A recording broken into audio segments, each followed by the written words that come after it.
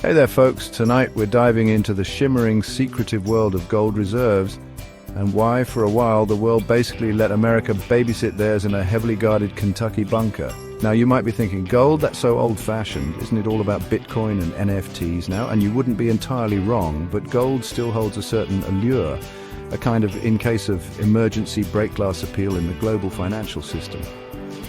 Countries hold gold reserves for a bunch of reasons. It acts as a hedge against inflation, it's a safe haven asset during times of global uncertainty, and it's a tangible symbol of a nation's wealth. But here's the thing, storing tons of gold securely is a real pain in the you-know-what. That's where Fort Knox comes in. After World War II, the United States emerged as a global superpower, both economically and militarily. And what better way to showcase that newfound dominance than by becoming the world's gold concierge? Now, convincing other countries to hand over their precious gold reserves to the good old US of A wasn't exactly a walk in the park. After all, we're talking about handing over a chunk of your national treasure to another country, but America had a few things going for it. First, Fort Knox was, and still is, touted as one of the most secure facilities on the planet. I mean, they don't even let the vice president in there. Second, the US had emerged from the war relatively unscathed, while many European countries were still picking up the pieces. So, economically speaking, America looked pretty darn stable. And stability, my friends, is what you want when you're entrusting someone with your gold.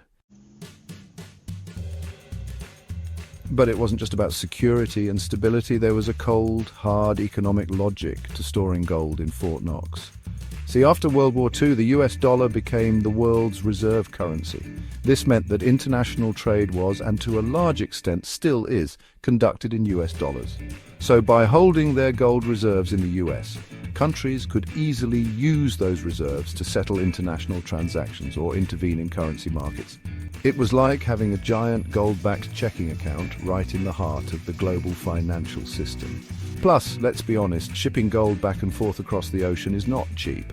It's bulky, it's heavy, and it requires a small army of security guards. Storing it in Fort Knox just made logistical and financial sense. Section 4. The Germans want their gold back. Everything was hunky-dory until, well, it wasn't. Fast forward a few decades, and some countries started getting a little antsy about having all their gold eggs in Uncle Sam's basket. One of the most notable cases was Germany in the 2010s. They decided they wanted to repatriate a large chunk of their gold from Fort Knox, citing a desire to hold more of their reserves on home soil. This request caused a bit of a stir, let me tell you. Some saw it as a sign of waning confidence in the US economy, while others dismissed it as a purely symbolic move. Whatever the reason, Germany's request highlighted the delicate balance of trust that underpins the global gold market. Ultimately, Germany successfully repatriated a significant portion of their gold, reinforcing their financial sovereignty and setting a precedent for other nations.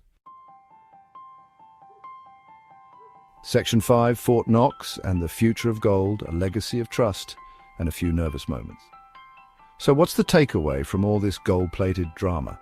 Well, while Fort Knox may no longer be the world's de facto gold vault, it remains a powerful symbol of American economic might and the enduring allure of gold in a world of digital currencies. The story of Fort Knox is a reminder that even in the seemingly cold and calculating world of finance, trust and stability play a crucial role.